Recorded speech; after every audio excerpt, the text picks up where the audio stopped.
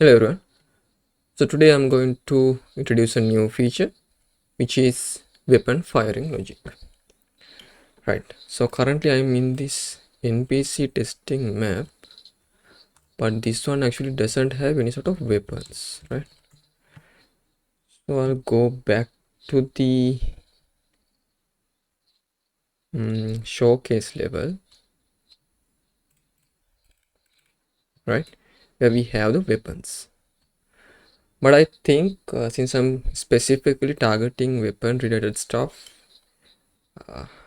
if we create a new level, it would be nice because we can arrange all of those specific scenarios at that specific level, right? So whenever we testing a weapon related stuff, then we can directly go to there, right?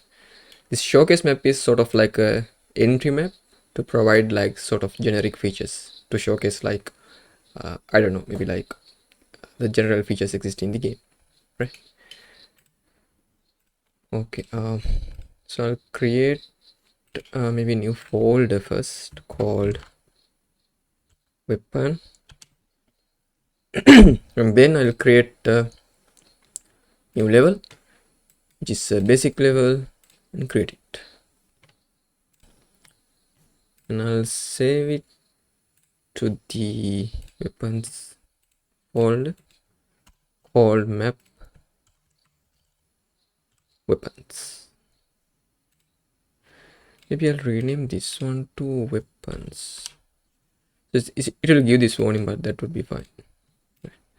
And we have sort of duplicated folders, so I'll fix up the redirectors, go back to maps and delete the old instance. Right, now we are in that specific new level, and yeah, I can move like this.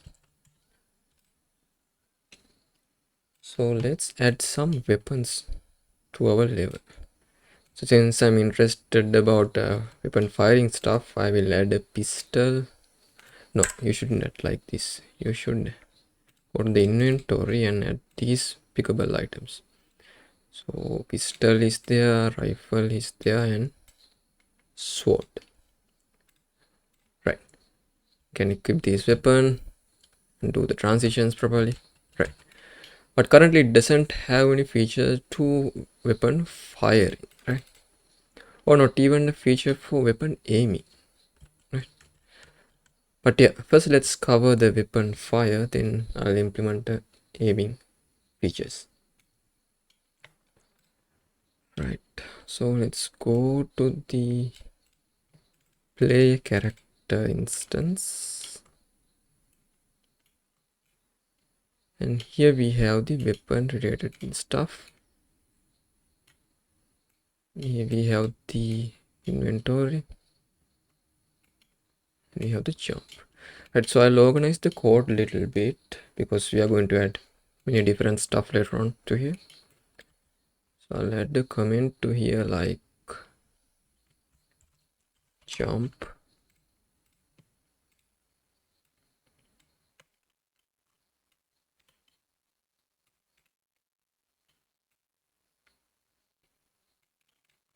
and maybe this one inventory.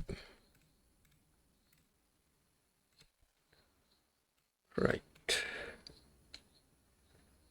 so let's add a new enhanced input action so that we can toggle that specific functionality.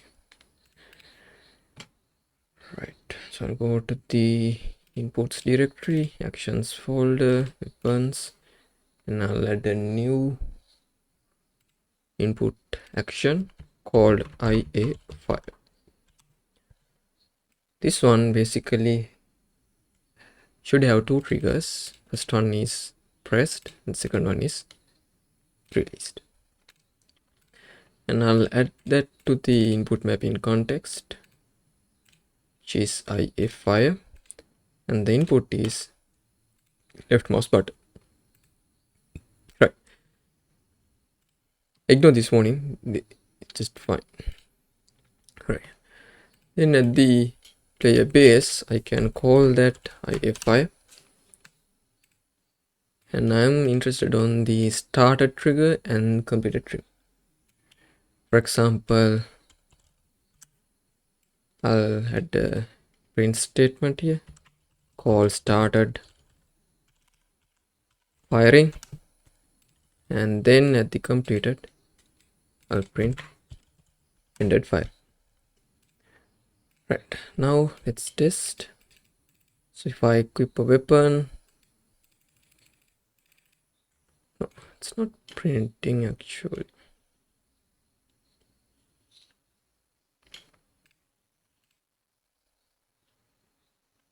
Yeah, it's printed on the log. Right? I don't know exact reason why it doesn't print it on the terminal or on the viewport, but it's printed on the log. Right? So if I play it like this and started firing, yeah, let's scroll to down. Okay, now you can see actually the started firing has been triggered and ended firing has been triggered once you release the mouse. Okay, which means our input is consumed properly. Then we should be able to trigger a fire logic. But instead of adding those logic to here, I think it's nice if we add those on the character base. Because later on, when I need the same feature for NPC characters as well, I can simply reuse those functionalities instead of redefining the same functions again and again. Right? So maybe at the character base, I'll add a new event called toggle file. And this one should consume an input to check whether I press the input button or not. Right, so I'll add a new input parameter called is pressed, and then we should fire only when we have a valid current slot or valid weapon that is being equipped at the weapon system. If I'll get the weapon system and check for its current slot, and if the current slot is valid, which means we have a valid weapon equipped on our hand, then we can execute the firing logic. So to execute the firing logic, I'm sort of thinking about implementing an interface. Right, so we have certain events like this. So we have like equip and unequip stuff for any sort of generic inventory functionalities. Similarly, for weapons, we can implement an interface function so that later on we can simply implement those functions at our instance level, right? So let's add a new blueprint interface, PPI weapon. So again, I'm mentioning like the requirement to have an interface function rather than having a generic function. Basically, it follows a principle in the object-oriented programming called polymorphism, right? Which means like our actors can implement a certain functionalities in different ways, right? For example, maybe like the firing on the weapon pistol means actually emitting the bullets, but maybe the firing in the sword means actually the attacking to the specific character, right? Not specifically emitting any sort of bullets, right? So that like based on the instance, based on the child instance, the way we implement the function will be different, right? Or the way we express the functionality will be different. That's why we have these sort of interface functions so that we can easily implement those stuff at our instance level, right? Okay, so I'll create a new blueprint interface function called bpi file, and this should consume the same input parameter, which is pressed. Right, now we can do is we can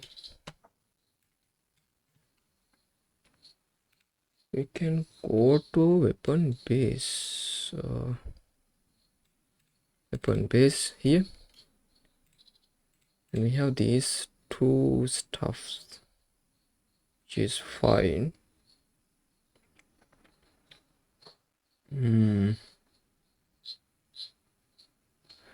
Let me see. Right, I think this has sort of conflicting meanings, right?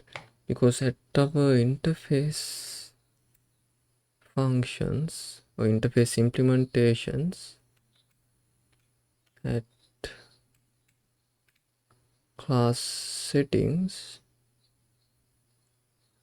we have these BPI events and pickable items.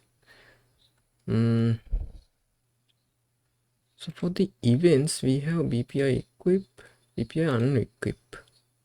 And I think maybe instead of defining a new blueprint interface specifically targeting the weapons, we can add this BPI fire functionality to that events interface, blueprint function interface, right? So I'll cut this function from here and paste it here and assign it to the weapons category.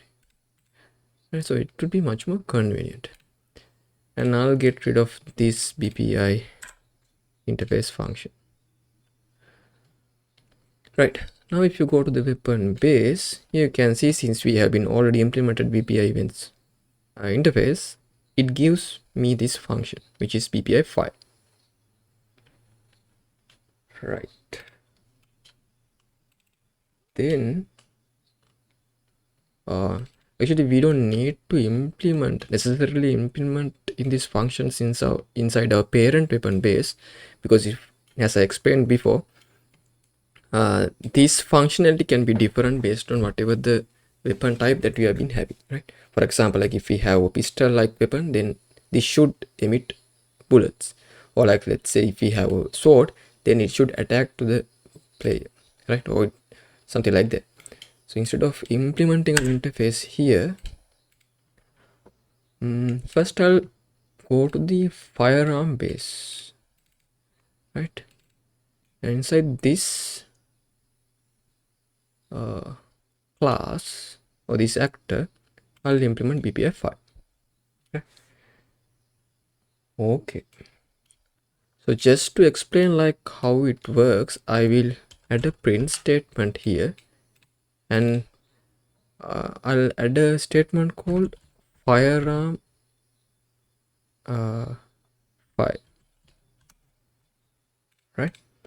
And same time I'll go to the melee weapons category and open the melee weapon base, and I'll implement the same blueprint interface function there, but I'll add a print string called maybe let's say melee attack, right? I just wanted to show you like how these functions has been executed in different ways, right? So since we add these BPI fire to our melee weapon and fire weapon, now let's go to the BP character base again and call that specific blueprint function, which is BPI file, and let's pass this is pressed parameter there, right? And then we can go to a player base level, and instead of printing like this, now we can call the toggle fire event directly, right? Because this has been implemented in our parent class, which is BP character base, right? So if it is started, then is press these two, or if it is completed, then is press this false, right? Now let's play. Okay, I don't know, I exactly doesn't print on the viewport, so I'll open the log, and you can see when I equip the rifle and started fire, it prints firearm fire, right? But for example, let's see if I equip sword and try to attack, it prints melee attack, right? Okay, then first I'll implement the functionalities related to firearm fire. So I'll go to the firearm weapon base, and there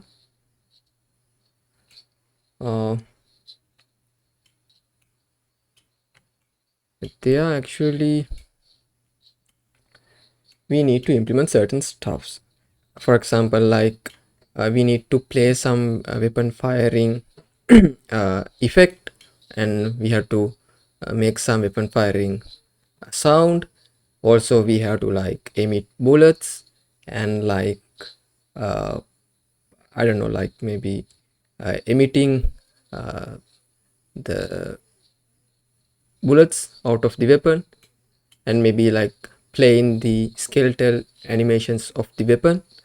So there are a lot of stuff we need to do. So maybe I think this would be a good position to stop the first part, because now we have sort of like a hierarchy, and we have sort of like understanding like what's need to be get done. And in the next part I'll cover like the actual weapon firing logic.